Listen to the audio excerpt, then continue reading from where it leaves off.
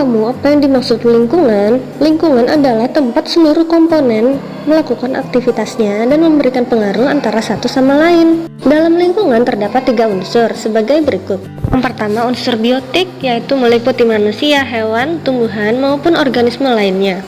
Yang kedua, unsur abiotik, yaitu terdiri dari air, udara, tanah, iklim, dan topografi. Dan yang ketiga, unsur sosial budaya, merupakan unsur lingkungan yang diciptakan manusia. Fungsi lingkungan yang pertama yaitu lingkungan sebagai tempat tinggal. Lingkungan merupakan sebuah tempat untuk melakukan interaksi dengan sesama, istirahat, dan melindungi diri dari perubahan cuaca. Yang kedua, lingkungan sebagai tempat mencari makan. Makhluk hidup mengambil sumber makanan dari lingkungan untuk memenuhi kebutuhan hidupnya. Dan yang ketiga, lingkungan sebagai tempat melakukan aktivitas dan bersosialisasi. Sebagai makhluk sosial, manusia menggunakan lingkungan untuk berinteraksi satu sama lain dan memenuhi kebutuhan hidupnya. Hak dan kewajiban terhadap lingkungan. Sebagai warga negara dan anggota masyarakat, kita memiliki kewajiban terhadap lingkungan. Berikut contoh kewajiban terhadap lingkungan. Yang pertama, menjaga dan membersihkan lingkungan dari sampah.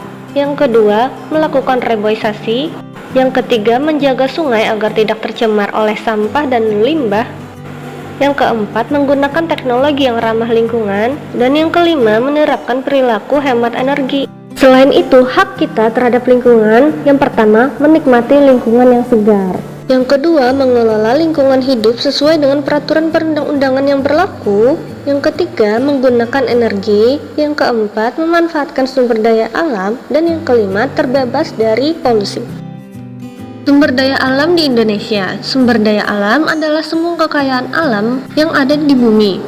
Berdasarkan sifatnya, sumber daya alam digolongkan sebagai berikut. Yang pertama, sumber daya alam yang dapat diperbarui. Artinya, sumber daya alam ini tidak akan habis jika dikelola dengan baik.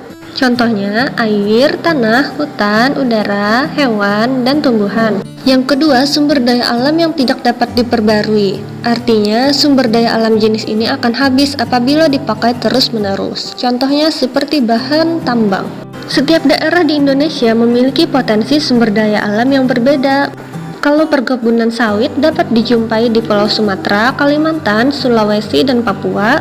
Potensi ikan dapat ditemukan di Laut Jawa. Adapun minyak bumi dapat ditemukan di Pulau Jawa, Sumatera, Kalimantan.